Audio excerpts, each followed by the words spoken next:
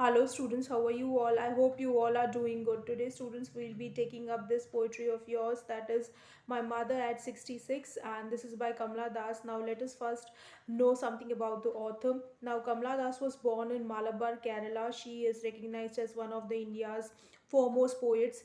Her works are known for their originality, versatility and the indigenous flair of the soul. Kamla Das has published many novels and short stories in English and Malayalam under the pseudonym Madhvi Kutty. She also is a sensitive writer who captures complex subtleties of human relationship in lyrical idiom. My Mother at 66 is one such example. So, students, don't you feel aging is a natural process? Have you ever thought about what our elderly parents expect of us?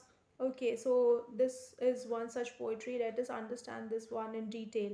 Okay, now paragraph 1. Let us take stanza 1. That is, driving from my parents' home to Cochin last Friday morning, I saw my mother beside me, doors open mouthed, her face ashen like that of a corpse, and realized with pain that she was as old as she looked.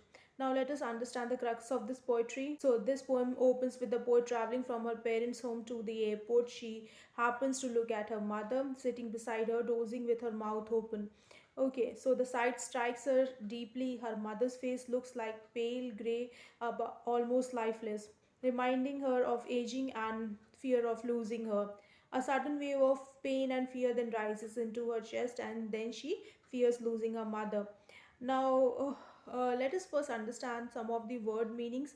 Now, here, doze means half sleeping, to doze off means to sleep. Okay, and ashen means the color as though grows pale or colorless. Corpse means like that of a dead body is basically known as a corpse. Okay, and childhood fear refers to her earliest fear of being separated from her mother. Now, this paragraph, students, sets the emotional tone of the poetry. The shock of seeing a loved one aging, that is, in this case, her mother.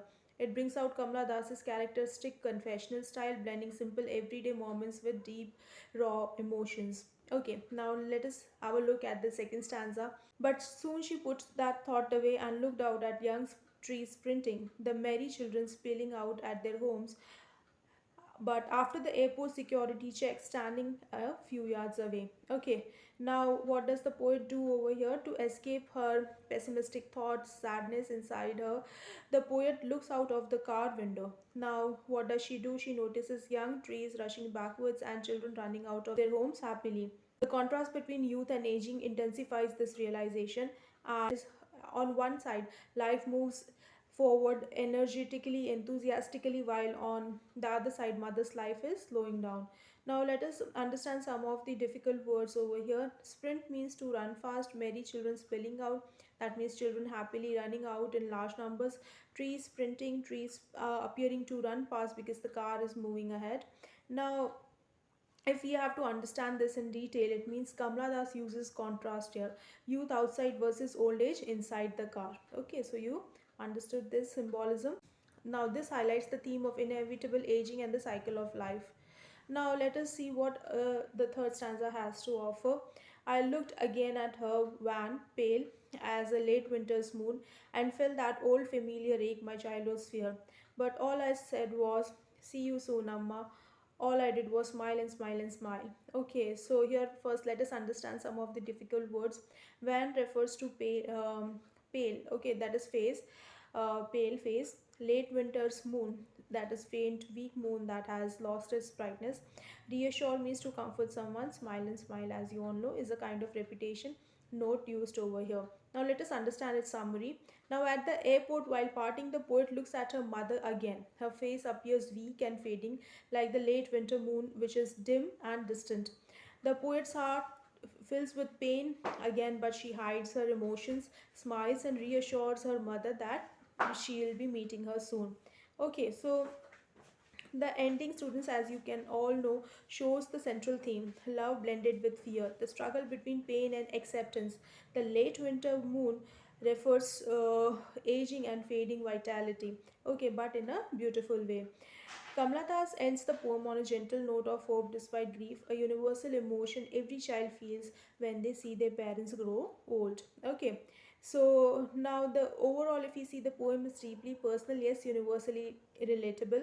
It explores aging, fear of separation, parent-child bond, and acceptance. The tone is tender, reflective, and essentially emotional. Okay, imagery used, you can see, is young trees, winter moon, which creates a somewhat kind of a contrast, and the simple language hides a profound emotional truth. Now, this is what we all fear, students, don't we all fear losing the people we love the most in this parent child bond is taken into consideration. And this is what she imagines, that she should take care of her mother, and finally she accepts that her mother is aging, and she should take good care of her, and seeing her beside her calms her. Okay, so this is what the entire poem is all about. I hope you understood the poetry, and in next video we'll be discussing the question and answers of lesson 1 and lesson 2. If you like the video, please hit to the like and subscribe icons. Thank you.